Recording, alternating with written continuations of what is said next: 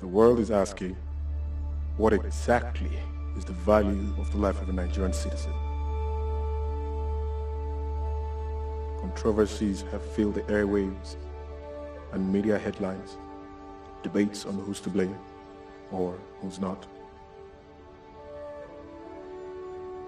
But I tell you, I'm to blame.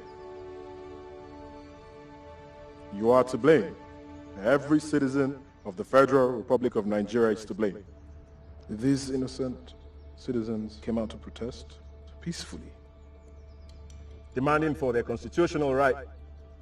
But corrupt and demonic, devilish politicians infiltrated their midst through their mercenaries and hijacked the protest, opening fire on 2 police officers, and the response is what we're seeing here today. These bodies lie here lifeless today because we know who these corrupt politicians are, yet we allow them gallivant freely amongst us with reckless impunity, reckless abandon. They lie here lifeless today because as a government organization and private organization, we see corruption flourishing and we do nothing about it. They lie here lifeless today because of every Nigerian citizen that gather in groups, indoors and outdoors, and argue about the state of the nation, about the corruption in this country, but do nothing about it. They don't even have the BVCs to vote these corrupt politicians out. They lie here lifeless today because of every mosque and every church that gathers their members in thousands and hundreds, week in and week out, and don't even mobilize these people to vote these corrupt politicians out. Use your PVCs. Use your PVCs after you pray, because I tell you, you can pray from now till thy kingdom come, but without works, your prayers are dead.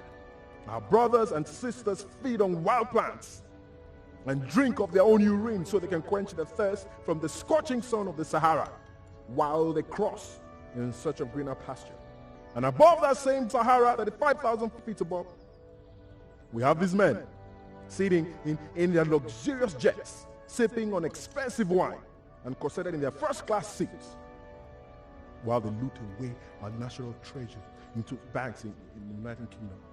Thousands of your brothers and sisters, your sons and daughters, are fed on by sea creatures and sharks while their boat capsized in the Mediterranean Sea, all because they were looking for greener pastures in a foreign land. And then you have these men sitting their ugly, grotesque backsides on beaches in Malaga, Malibu, feeding on foods gotten from the same creatures that have for so long fed on your long-lost, youthful compatriots. But today ends the reign of terror with this evil that they've done. Because we're joined by 200 million Nigerians home and abroad. And with one voice we say, that thus far and no more. These bodies lying here today, they're crying out for vengeance. But not only for themselves. They cry out for vengeance for those who have lost their lives in accidents on our horrible roads that have been commissioned to be fixed, but these men embezzle every single penny that has been put aside for these roads. They cry out in vengeance for the unfortunate citizens that have lost their lives fighting for their pensions and have gone unrewarded and their families left to dry. They cry out in vengeance for those that have lost their lives in civil and religious crises masterminded by these evil geniuses.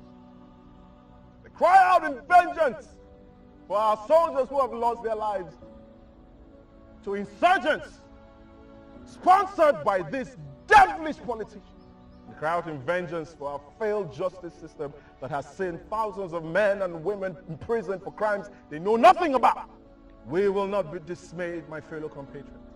But there's absolutely nothing wrong with Nigeria that cannot be fixed by what is right with Nigeria. These masquerades of slavery have made a wrong spectacle of this great nation to the world. But together we will reconstruct the headlines and change the narrative. From our schools to our churches and our mosques, from our offices to our organizations and our fora, from door to door and on every media platform, declare that henceforth there will be no peace for the wicked. Nigerians may have been slow, but we are not weak. We may have acted cowardly, but we are not stupid. We might have been silent, but we are not indecisive. Nigerians all over the world rise today to mourn our loss. And we say that we will no longer give oxygen to these thieves so that they choke on their iniquities. We will vote them out of office.